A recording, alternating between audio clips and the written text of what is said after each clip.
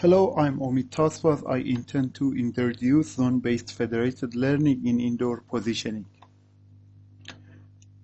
Before anything, I must say that indoor positioning technology based on fingerprinting techniques is mainly employed when the GPS cannot provide accurate positioning in indoor areas. As you may know, indoor positioning technology is vital in a wide range of scenarios such as emergency services, smart cities, a smart home, and IoT. As Wi-Fi instruments are widely deployed indoors, indoor positioning systems exploiting Wi-Fi signals have been quite popular. As a result, we prefer to use Wi-Fi fingerprinting-based positioning among indoor positioning methods. In order to eliminate some of the cost of fingerprinting, the crowdsourcing method has been proposed, in which various users participate in collecting data. However, the crowdsourcing method exploits users' data that may threaten their privacy. As the model training in the machine learning requires transferring sensitive data from the user's device to the central server. Therefore, protecting users' privacy has been a significant concern in indoor positioning.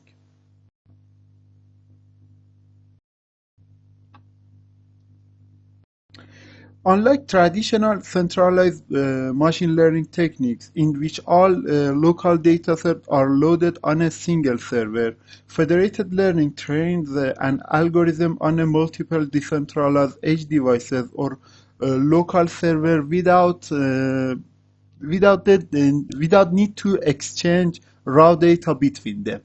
In the process of federated learning, the central server sends the gradients of the global model to the clients, and then clients update their local model using their local data.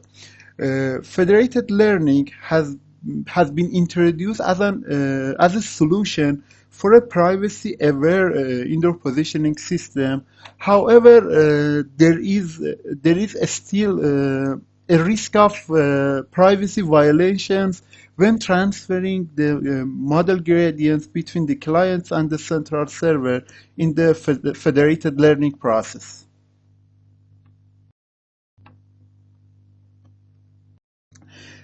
Related works.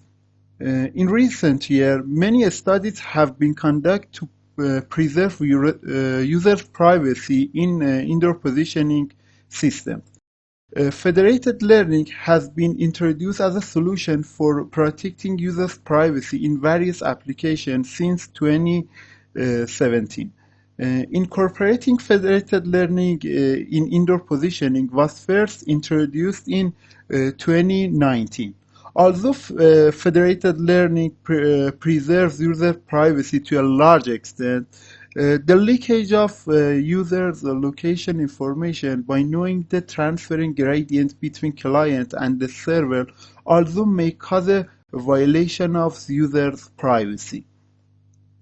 To solve this problem, author in Article 3 and 6 suggests applying homomorphic encryption and the differential privacy technique to the gradients. However, it should be noted that using encryption slows down the positioning system. Although given the attacks presented for differential privacy, it shows that even if the differential privacy method is applied, user location information may be leaked.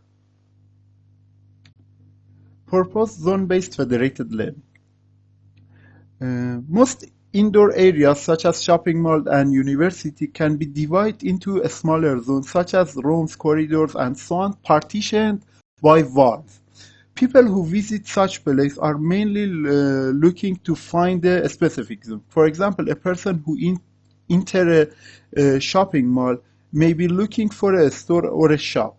Hence, the exact location is not required, and an approximated area or a zone would suffice. Our purpose method addresses this zone-based positioning and includes the federated learning to preserve user privacy simultaneously. When transferring the model's gradient between the client and the central server in federated learning, people's spatial information may be specified because having this gradient can be used to assess their spatial information. In the proposed method, the user's exact location cannot be reached even with the leakage of the exchange gradient between the server and the client, since this information does not contain the user's exact location. Therefore, the location of the users remain private. We call our proposed method the zone-based federated learning, in which indoor positioning is done through a classification algorithm. As can be seen, the local RSS of the local vector of the client is obtained using fingerprinting method. To perform the indoor positioning process, the central server sends the global model gradients to clients. Clients update the received gradients with their local data and use the updated model to find the zone they are located in. Afterward, all K clients sends their updates gradients to a central server. Finally, the central server uses aggregation method to update the global model gradients. Our dataset has been collected at Cyberspace Research Institute at the Shahid Beheshti University. As you can see, this area consists of 15 different zones. We also use the UJI indoor dataset. The device used for this experiment is a laptop with the specification listed in this table. Well, let's go to the evaluation section. First, I must say that this table lists the federated learning parameters that we used. The accuracy of the zone-based federated learning in the CIR dataset is 86.9%, which is slightly lower than the 90.3% accuracy in the non-federated learning. While it has the advantage of the protecting users' privacy at the same time.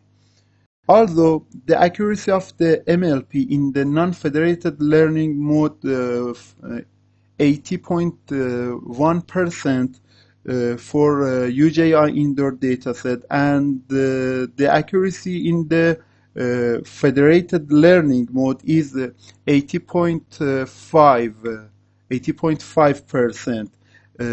These figures also confirm that the zone classification accuracy is very close to the non-federated learning.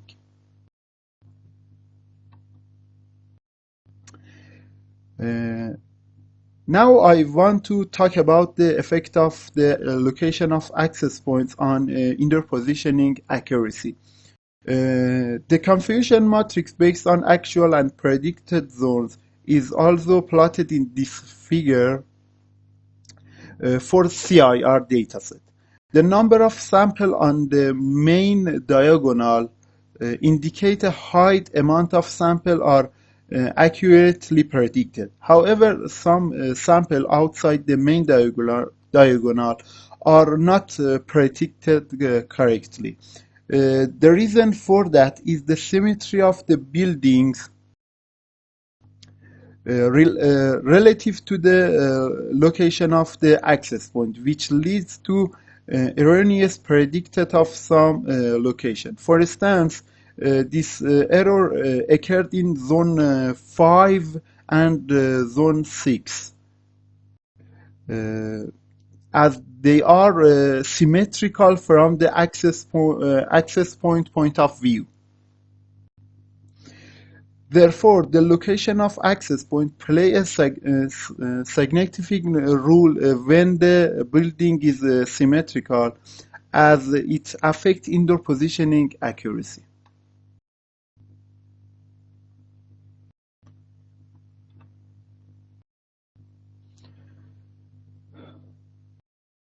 The impact of number of clients on runtime and accuracy in positioning zone-based federated learning.